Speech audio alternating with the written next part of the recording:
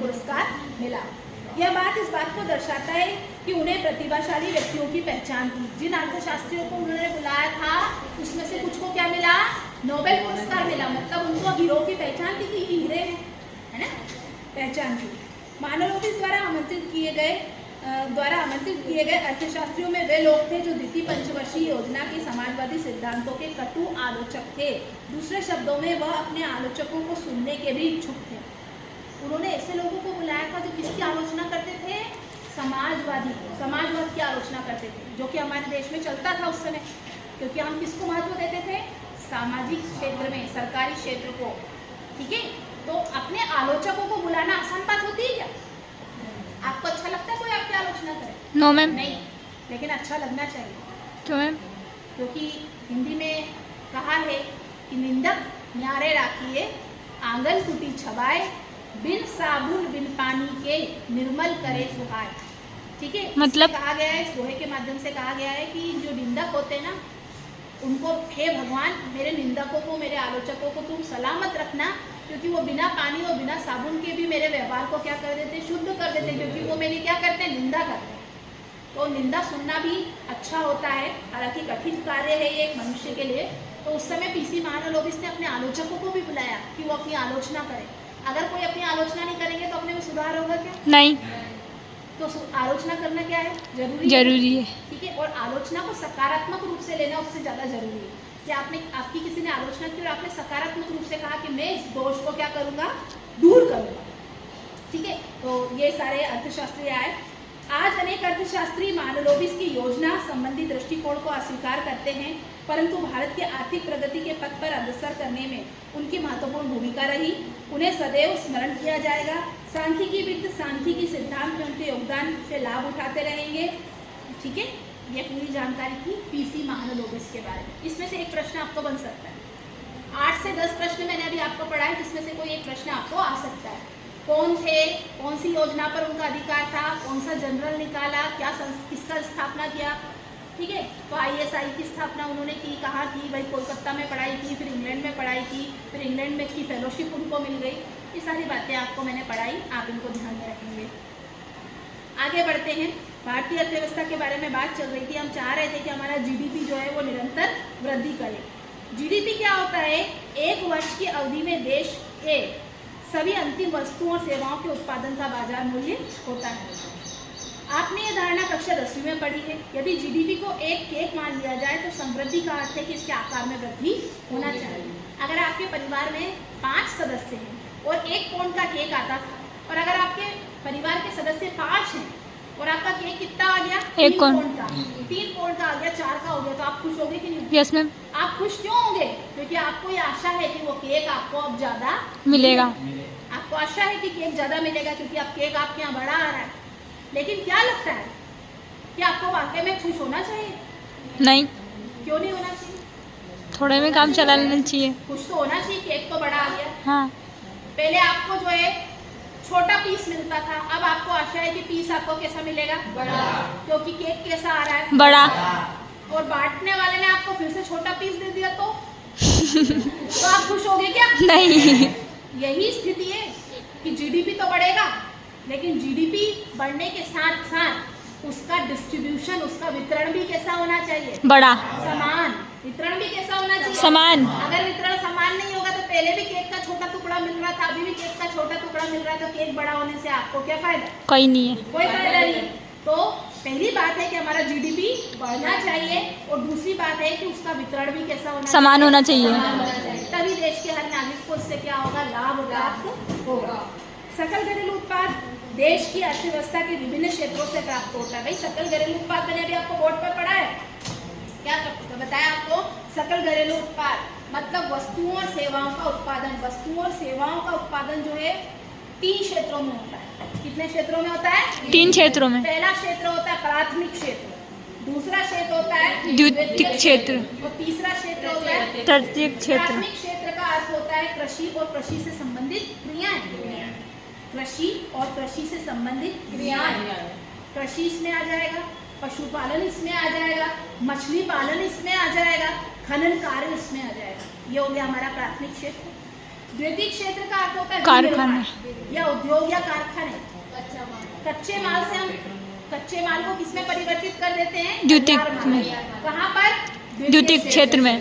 तृतीय क्षेत्र कोई उत्पादन नहीं करता, सेवा देता है, वो केवल क्या करता है? सेवाएं देता है। तो उसकी सेवा के कारण प्राथमिक क्षेत्र और द्वितीय क्षेत्र दोनों में क्या होता है? लाभ होता है। बैंक हो गया, बीमा हो गया, यातायात हो गया, ये सारी चीजें क्या है? सेवाएं। तो ये सेवा क्षेत्र किसकी सेवा करता है? प्राथमिक और द्वितीय क्षेत्र। ये तीनों क्षेत्र जो होते हैं, इन तीनों क्षेत्र का उत्पादन मिलकर क्या बनता है? जीडीपी बनता है। ठीक है, अब जीडीपी बढ़ाना है तो इन तीनों क्षेत्रों का विकास करना पड़ेगा। अगर केवल कृषि का विकास करेंगे तो काम बनेगा क्या? नहीं। कृषि का विकास करना है तो हमको उद्योग का विकास करना पड़ेगा। कैसे बताओ? कृषि के विकास के लिए उद्योग का विकास करना पड़ेगा। कैसे? कृषि का आधुनिकीकरण अगर आप करेंगे तो आपको क्या चाहिए? मशीनें चाहिए, अच्छे बीज चाहिए, अच्छी खाद चाहिए। वो कहाँ से आएगी? उद्योगों से। उद्योगों का विकास करना है तो कृषि का विकास करना पड़ेगा। कैसे कैसे करना पड़ेगा? क्यों जरूरी है? जैसे बीज लेंगे तो बीज अच्छा उगाना पड़ेगा, उसमें मेहनत करनी पड़ेगी। बिल्कुल सही बात है, सीधी सी बात है। अगर आपको उद्योग धंधों का विकास करना है तो आपको अच्छा कच्चा माल चाहिए। हाँ। कच्चा माल कहाँ से आएगा? कृषि से। तो कृषि का विकास करना चाहिए, मतलब दोनों का विकास चाहिए। और इन दोनों का विकास करने के लिए किसका विकास होना चाहिए? सेवा क्षेत्र। कुल मिला के बात ये है कि हमें तीनों क्षेत्र का विकास करना चाहिए, तभी क्या होगा? हमारा सर्वांगीण विकास हो पाएगा, चहुमुखी विकास हो पाएगा। ठीक है, अब योजना का दूसरा मुख्य उद्देश्य आधुनिकीकरण। क्या उद्देश्य है? आधुनिकीकरण। ये मैं आपसे पहले डिस्कस कर चुकी थी कि योजना का दूसरा उद्देश्य क्या है? आधुनिकीकरण। आधुनिकीकरण को हम बोलते हैं, दूसरा उद्देश्य है योजना का आधुनिकीकरण।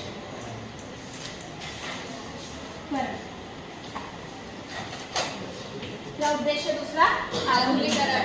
आधुनिकीकरण को अंग्रेजी में बोलते हैं मॉडर्नाइजेशन। क्या कहते हैं? मॉडर्नाइजेशन। आधुनिकीकरण शब्द सुन के आपको ऐसा लग रहा होगा कि आधुनिकीकरण का मतलब केवल क्या है कि हम अपने आप को आधुनिक बना रहे हैं, हमारी अर्थव्यवस्था को आधुनिक बना रहे हैं। आधुनिकीकरण का मुख्य उद्देश्य ये है कि आपके यहाँ संस्थागत परिवर्तन जो होना चाहिए उसमें आधुनिकीकरण होना चाहिए। आपके यहाँ सामाजिक प्रतिमानों में आधुनिकीकरण होना चाहिए। सोचने का तरीका कैसा होना चाहिए? आधुनिक होना चाहिए, जिससे हमारी कार्यकुशलता क्या हो जाए? बढ़ जाए। हमारा सामाजिक, आर्थिक, राजनीतिक हर क्षेत्र जो है वो आधुनिक प्रतिमानों को अपनाए, आधुनिक विचारों को अपनाए। इसी को हम क्या करेंगे? आधुनिकीकरण करेंगे। वस्तुओं और सेवा को उत्पादन करने के लिए उत्पादकों को नई प्रौद्योगिकी या नई तकनीकों को अपनाना पड़ता है। उदाहरण के लिए किसान पुराने बीजों के स्थान पर नई किस्म के बीजों का प्रयोग करें। उसी प्रकार फैक्ट्री नई मशीनों का प्रयोग करे। नई तकनीक का अपनाना ही क्या है? आधुनिकीकरण है। आधुनिकीकरण का मतलब आप अच्छे से समझ चुके हैं। आधुनिकीकरण केवल नवीन प्रौद्योगिकी का प्रयोग तक सीमित नहीं। ऐसा नहीं कि आपने नई तकनीक अपना ली तो आप क्या हो गए? आधुनिक हो गए, बल्कि इसका उद्देश्य सामाजिक दृष्टिकोण, अभी मैंने आपसे कहा था, इसका उद्देश्य क्या है? सामाजिक दृष्टिकोण में परिवर्तन लाना। जैसे आज आपकी एक एक्टिविटी थी, पता नहीं आपकी क्लास में हुई कि नहीं? नहीं हुई मैम।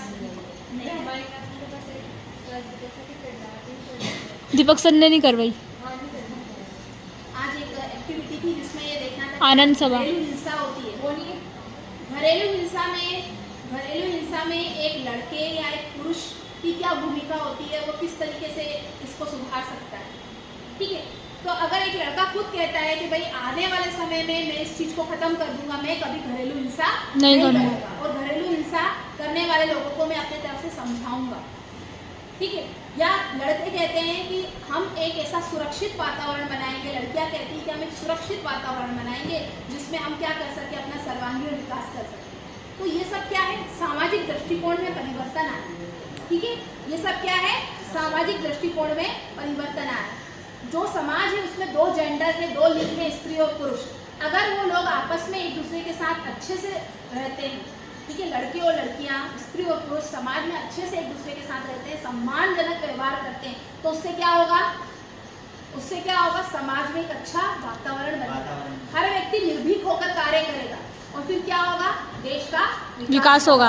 अगर हम ऐसा माहौल बना देंगे, भयपूर्ण वातावरण बना देंगे, कि लड़कियां घर से बाहर निकलने में डरे या शाम को घर से बाहर निकलने में डरे या वो नौकरियां करने में डरे, तो ऐसे क्या होगा, किसका नुकसान किसको भुगतना होगा? हमारे देश ना, क्योंकि हमारी आबादी का लगभग आधी आबादी महिलाएं हैं, और अगर महिलाओं को हम एक सम्मानजनक वातावरण नहीं दे पाएंगे तो हमारी अर्थव्यवस्था का विकास कैसे होगा?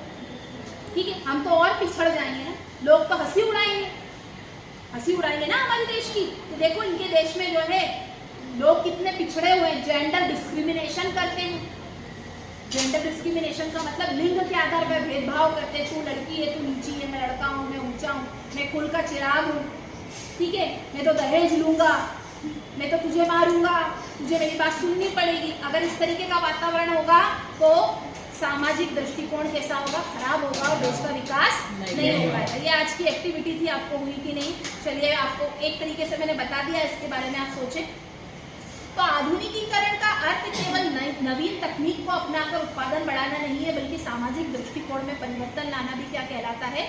आधुनिकीकरण कहलाता है। ठीक है, सामाजिक दृष्टिकोण में परिवर्तन आएगा तो महिलाओं का अधिकार भी पुरुषों के समान होना चाहिए और कार्य क्षेत्र जो है वो घर के अलावा बाहर भी होगा अगर उनको सुरक्षित वातावरण मिलेगा। ठीक है, बैंक, कारखाने, विद्यालय सभी स्थानों पर एक अच्छा माहौल बनेगा और उत्पादन में वृद्धि होगी। तीसरा लक्ष्य जो है वो है आत्मनिर्भरता। तीसरा लक्ष्य क्या है? आत्मनिर्भरता।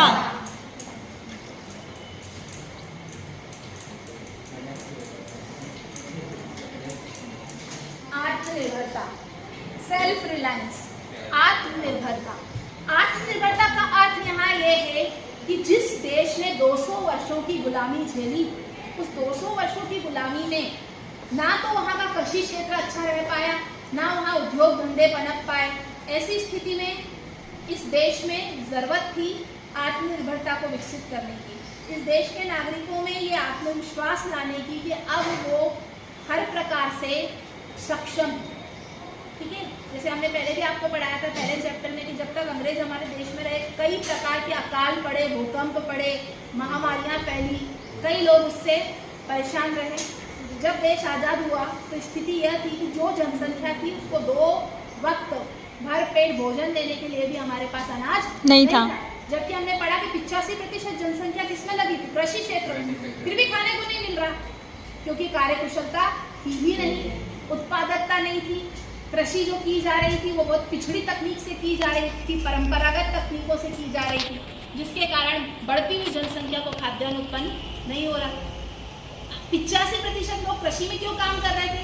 वो इसलिए कर रहे थे क्योंकि उद्योग धंधे थे ही नहीं। तो उन लोगों को जो अतिरिक्त जनसंख्या कृषि पर थी उनको वहाँ से हटाकर उद्योग धंधों में ले जाने के लिए किसकी जरूरत थी? कि रोजगार के अवसरों का क्या हो जाए?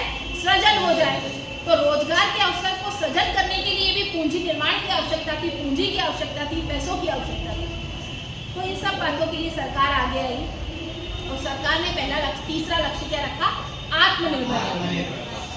ठीक है, आत्मनिर्भरता कोई राष्ट्र आधुनिकीकरण और आर्थिक समृद्धि अपने तथा अन्य राष्ट्रों से आयातित संसाधनों के प्रयोग द्वारा कर सकता है। आप क्या मानते हैं कि हम दूसरे देशों से आयात करके क्या कर लेंगे? समृद्धि कर लेंगे? नहीं। क्या हम आधुनिक हो जाएंगे? नहीं। इसके लिए जरूरी है कि हम क्या हो जाएं? पहले आत्मनिर्भर हो जाएं। हमारी प्रथम 60 वर्षीय योजनाओं में आत्मनिर्भरता को महत्व दिया गया। मतलब 1 से लेकर 7 जब पंचवर्षीय योजना आए हैं तो उसमें महत्व किसको दिया गया?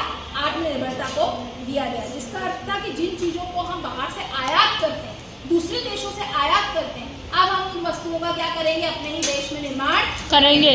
इसी को नाम दिया गया आयात प्रतिस्थापन। क्या नाम दिया गया? आयात प्रतिस्थापन। आयात प्रतिस्थापन का मतलब ये वस्तु अगर मेरे देश में नहीं बनती है और मुझे इसका दूसरे देश से आयात करना पड़ता है तो पहले मैं प्रयास करूंगी कि इसका निर्माण कहाँ हो जाए? मेरे देश में हो जाए। ये मेरा देश है, ये दूसरा देश है। ठीक है, मेरे देश में अगर इस वस्तु का निर्माण नहीं होता है तो मुझे क्या करना पड़ता है? आयात। जब मैं इसका आयात करती हूँ तो मेरे देश का धन मुझे क्या करना पड़ता है? दूसरे देश को देना पड़ता है। तो सबसे पहले कोशिश होगी कि इसका निर्माण कहाँ हो जाए? मेरे देश में। आयात। मुझे क्या मेरे देश में इसका निर्माण हो जाएगा तो इसे कहेंगे आयात प्रतिस्थापन। मतलब अब मुझे आयात नहीं करना, मैंने क्या कर लिया? इसका निर्माण कर लिया। इसे कहते हैं आयात प्रतिस्थापन। इससे क्या होगा? आत्मनिर्भरता। क्या आएगी? आत्मनिर्भरता। ठीक है, जिनका देश में ही उत्पादन संभव था, इस नीति को विशेषकर खाद्यान्न के लिए अन्य देशों पर निर्भरता कम करने के लिए आवश्यक समझा गया। सबसे पहले हमने आयात प्रतिस्थापन कहाँ किया? खाद्यान्न। ठीक है, एक बार अकाल पड़ गया, भारत ने अमेरिका से कहा कि भाई खाने के लिए सहायता कर दो, तो उन्होंने लाल गेहूँ भेजे। पुराने लोग हमें बताते कैसे गेहूँ भेजे थे? लाल। वो इतने ऐसे गेहूँ थे कि जिनको खाना और पचाना दोनों बहुत मुश्किल था। तो ऐसे जो जानवरों को दिया जाता है ऐसा खाद्यान्न हमारे देश में भेजा गया जब हमने मांगा। तो ये कितनी, मतलब आप किसी से भोजन मांग रहे हैं और वो आपको बिल्कुल ऐसे कुत्ते को डालने वाली रोटी अगर आपको खाने को दे दे तो आपका आत्मसम्मान कहाँ जाएगा? मिट्टी में। वही स्थिति थी भारत की, बिल्कुल वही स्थिति बनी हुई थी।